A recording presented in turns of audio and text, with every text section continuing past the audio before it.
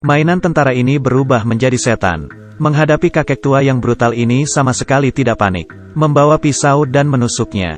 Demi membalaskan dendam saudaranya, kakek tua menerima sebuah paket. Setelah dibuka rupanya sebuah kotak hijau besar. Isinya adalah satu set mainan tentara. Pesawat, bom, mobil tentara semua lengkap. Siapa yang mengirim ini gelombang sungguh bodoh. Sebentar lagi kamu akan tahu ini bodoh atau tidak. Dia sedang minum minuman soda. Di sini terdengar suara. Mainan di dalam kotak terjatuh di lantai sendiri. Ya ampun, gelombang apa yang terjadi? Dia berjalan melihat ke belakang. Di sini tidak ada orang. Tapi ketika kakek tua kembali, astaga, gelombang, kenapa mainan tentaranya hilang semua? Tirai di belakang bergerak.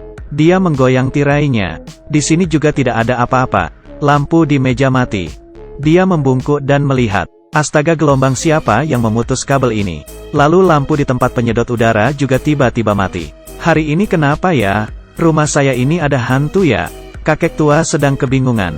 Ya ampun, astaga. Apaan ini yang menusuk kakiku? Dia mencabut sesuatu yang ada di kakinya dan melihat. Ini kan pisau kecil mainan tentara. Kakek tua merasa ada yang tidak beres. Perlahan melihat apa yang ada di bawah meja. Astaga, gelombang, tiba-tiba ada tembakan dari pistol kecil. Dia memegang sebelah wajahnya. Baru mau melihat lagi. Lalu ada petasan. Dan menembak lututnya. Dia berteriak kesakitan. Tembakannya seperti tetesan hujan. Terus menyerangnya. Kakek tua berbalik. Langsung merangkak masuk ke kamar mandi. Lalu mengunci pintu. Mainan tentara ini semua menjadi setan ya. Lihat apa yang mereka lakukan pada leherku. Kakek tua membuka pintu sedikit. Membawa cermin kecil dan melirik keluar. Pistol kecil masih tidak berhenti menembak. Sedang memikirkan cara menghadapi mereka. Tiba-tiba mereka meledakkan petasan lagi. Dan memecahkan cermin kecil. Kakek tua mulai berang. Pergi ke kamar dan mengambil pistolnya. Bersiap-siap melakukan tembakan. Berlari keluar dan melawan mereka. Sambil menembak dia segera berpindah ke belakang meja. Dan mengeluarkan senapan dari lemari penyimpanan alkohol. Kakek tua mengarahkan senapan ke bawah sofa. Dan menembak. Sekarang semua berhenti kan? Siapa suruh kalian sok? Dia membalikkan bantal sofa. Dan mengisi pistolnya lagi. Lalu menembak sofanya. Kemudian dia membalikkan sofanya. Mainan tentara yang berserakan di lantai membuatnya tertegun. Ini semua benar-benar menjadi setan. Mainan tentara semua terluka parah. Satu tentara kecil belum sempat kabur. Diinjak oleh kakek tua sampai hancur. Tapi kalian pikir ini semua sudah selesai? Tidak segampang itu. 3 buah helikopter militer terbang keluar dari bawah lemari dapur. Dan menembak ke arah kakek tua. Tapi dia bukan lawan yang lemah. Mengambil pistol dan membidik. Menghabisi satu helikopter. Lalu terdengar suara ledakan. Dia masuk lagi ke kamar mandi. Kali ini dia diserang cukup parah. Kakek tua membungkus lukanya. Berencana mengintip sebentar.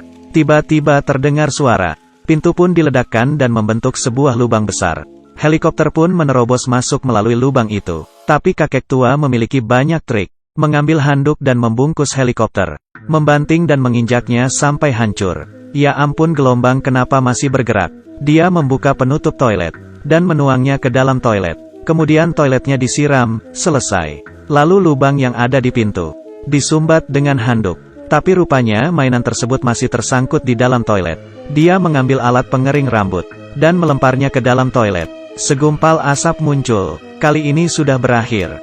Kakek tua menemukan secarik kertas dilempar masuk melalui pintu. Dia melihat rupanya mereka ingin menyerah. Oh, gelombang, begini caranya. Kalian pikir segampang itu selesai? Mana bisa. Dia ingin melihat keadaan di luar. Baru saja melihat. Rupanya ada ledakan lagi. Pintu hampir saja hancur. Kakek tua tidak sanggup melawan mereka lagi. Membuka jendela dan memanjat keluar. Dia berencana melewati impluvium. Untuk mencapai rumah di seberang. Tapi sebuah helikopter terbang di belakangnya. Dan menembak kepalanya. Dan terus menembak.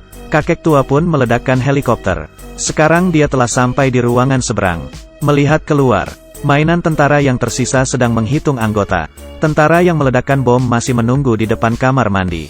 Kali ini kakek tua menemukan sebuah trik. Dia membawa sebuah bebek. Yang mengeluarkan suara kue-kue di atas kolam. Beberapa tentara mendengar suara bebek. Bermaksud melihat apa yang terjadi. Lalu kakek tua membawa alat pemadam kebakaran masuk ke rumah.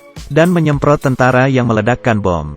Mereka semua tidak berkutik. Tentara datang mengendarai mobil. Kakek tua mengeluarkan pelontar api dan membakar mobil itu. Mobil pun hangus terbakar. Setelah asap dari alat pemadam kebakaran hilang, 4 tentara berbalik arah. Kakek tua menghantam mereka dengan kotak besi. Sekumpulan tentara ini akhirnya kalah total. Saat kakek tua berencana mandi dan rileks, terdengar suara aneh. Pergelangan tangannya tidak tahu digores oleh siapa. Ini masih belum bersih rupanya. Sepertinya rumah ini tidak bisa ditinggali lagi. Lalu perlahan dia memasuki lift. Tetapi suara aneh itu terdengar lagi dan merusak papan elektrik. Kemudian penutup liftnya terbuka. Sebuah mainan hijau kecil melompat ke dalam dan menggores pergelangan kakinya. Lalu pergelangan tangannya juga. Melalui lampu yang berkedip, akhirnya melihat jelas wajah mainan hijau kecil itu. Rupanya si Kapten Komando. Dia segera memanjat lift bagian atas dan bersusah payah naik ke atas. Kapten Komando juga mengikutinya. Saat itu lift di sebelah sedang melesat ke bawah. Saat kedua lift bertemu, kakek tua berbalik dan mendarat di lift yang lain, lalu masuk ke dalam lift. Sekarang tenaga untuk berdiri pun sudah tidak ada. Dengan susah payah memencet salah satu lantai. Saat itu Kapten Komando melompat keluar dari tapak sepatunya, perlahan memanjat ke dadanya, langsung menggunakan pisau di tangannya, menusuknya dengan brutal. Tampaknya reputasi hebat kakek tua ini akan hancur di tangan tentara kecil ini. Tapi saat itu pintu lift terbuka. Kakek tua memikirkan sebuah trik lagi. Dia berpura-pura mati. Di saat Kapten Komando tidak memerhatikan, menghantamnya dengan sebelah tangan. Dengan sekuat tenaga mendorongnya ke arah pintu lift. Kedua tangan Kapten menahan pintu lift. Tapi kekuatannya tidak mungkin menandingi kekuatan manusia. Akhirnya hancur terjepit pintu. Saat ini tentara terakhir pun berhasil dihabisi. Ini suara apa lagi? Rupanya di dalam tas Kapten Komando ada sebuah bom termonuklir. Lalu terdengar suara ledakan. Semuanya berakhir. Cerita ini mengajar kita, kalau bukan paket kamu jangan dibuka. Siapa tahu setelah dibuka kamu akan menyesal seumur hidup.